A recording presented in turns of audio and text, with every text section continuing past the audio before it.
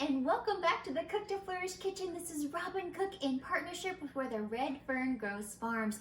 And being that it's the Thanksgiving and Christmas season, we want to thank you all Red Fern family for everything that you do all season long, all year long, to give us amazing vegetables. So tonight we are making a wonderful and fun recipe for no Pudge Fudge. Who else loves some fudge, right? Especially if it's healthier fudge.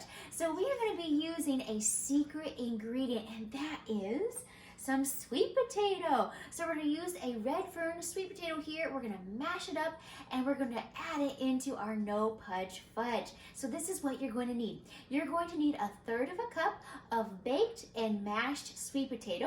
All right. You're going to need 3/4 of a cup of cocoa or cacao powder.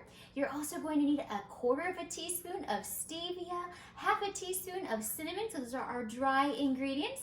You're also going to need 1/4 cup of either honey or monk fruit. I chose monk fruit. You're going to need 1 ounce of organic dark chocolate. We're going to melt that. You're going to need 1/4 cup of coconut oil that you're also going to melt. And then also, we are going to have some walnuts here. So first I melted our dark chocolate, so 1 ounce of dark chocolate, our coconut oil, and then the monk fruit. I put that all together here in a double boiler and I melted it. So now we're gonna add this here to our bowl. So we're gonna add this here.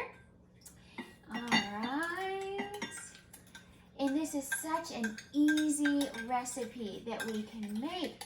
And it's awesome that we can use our veggies too. All right, next we're gonna add our pumpkin or sweet potato. So I'm using sweet potato. In our cookbook it calls for pumpkin, but this time it is sweet potato. All right, there we go.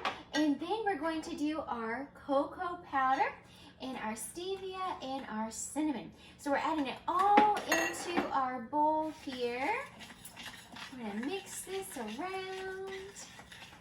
And then you can put in nuts if you like nuts, or if you don't like nuts, you just want pure chocolate, you can do that instead too. Okay. All that nice chocolate goodness. So wonderful. Okay. Now I'm going to add in our 1/2 cup of walnuts. You could do pecans. You could leave the nuts out altogether if you prefer. See how simple this is? We get to use our sweet potato.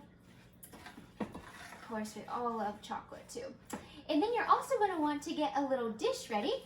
And I put a little unbleached parchment paper in the bottom to line that little dish. So that way it'll make serving it easier. So then once you have your amazing fudge all nice and mixed together, we are going to add that into our little dish here. We're gonna pack it down. There we go.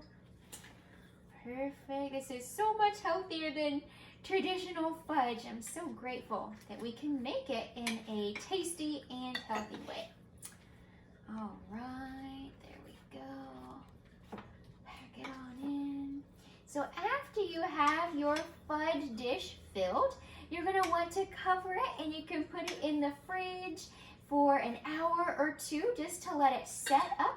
And then after it's done, it looks like this. You can slice it, or you can put it into small little bite-sized pieces if you'd like to.